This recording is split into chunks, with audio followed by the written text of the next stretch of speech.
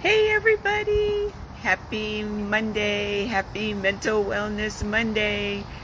How you guys doing? Hope you had a wonderful weekend. I learned a lot about myself this weekend. So, I titled this live, What Have You Learned from Adversity? And I learned a lot. So, and I kind of just want to share that with you. And I'm super excited to hear what you guys have learned. So you'll see Mental Wellness Monday is on remote in the Santa Clarita Valley because my cute little mom that has lived in a house that I owned for 30 years, she fell again. So my brother's going to take care of her. And my brother lives in our house that we grew up here in the Santa Clarita Valley. So it's a super cute little area. It's where my mom has always lived before she came to live in my house. So it's awesome. And it was hard.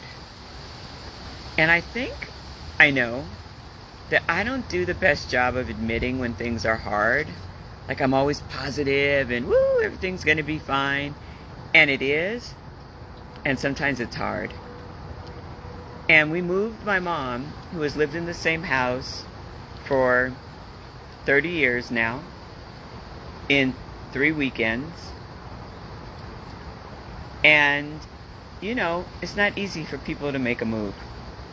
Plus, she's moving to the house that we grew up in, which isn't a big house.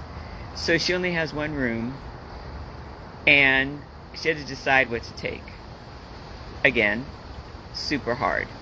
And my mom, you guys know, is the kindest, most wonderful person in the planet. But it was a lot. And I was not feeling like the best daughter. I'm super happy that she's going to be fine. I don't have any issues with her going to live with my brother. It's fantastic. They are so much alike. They're twins. I always knew my mom and I don't share the same temperament. But I didn't realize how much that she and my brother were alike. My brother's sensitive. He's a healer. He's quirky. But my mom is like super sensitive. I'm like the task person. Let's just make this happen. I just, I'm there all the time. Like I'm ride or die. I'm not like fly in for a minute and let's make everything kumbaya. I'm like, we got to make this for the long haul. And I learned that it was really funny. I learned that I'm more like my dad, who died like a long time ago, because my dad was born in 1909. And my dad was more quiet and action focused. And I never realized how much alike we were. And this was hard because I really felt like I wasn't the nicest daughter. And I had this amazing conversation with my daughter this morning because she flew in to help, because she and her grandmother are literally twins. And, I finally just said to her, like, I just feel like I wasn't that great. I just felt like I wasn't as sensitive as I could have been, or as amazing as I could have been. And what I realized is I did okay. If like mean is on one end of the spectrum and, super lovey and fluffy is on the other end, I was like in the middle. I was neutral. I was kind, but neutral. And you know what? It got us through. We made it through the move. I made it negotiating stuff with my brother. There was just a lot. And I just had to really acknowledge that. And it feels good now. It didn't feel good this weekend when, it didn't feel good. But now it feels okay.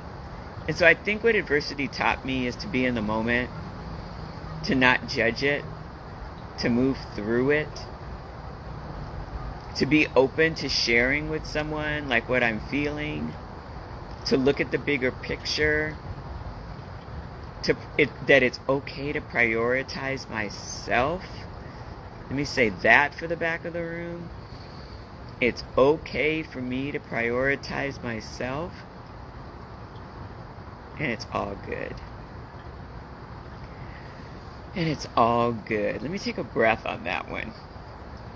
So we're getting ready to leave here. We're going to go back up to the house. We're going to spend a couple hours. And then my daughter and I are going to go to Malibu, go to a restaurant, check some things out.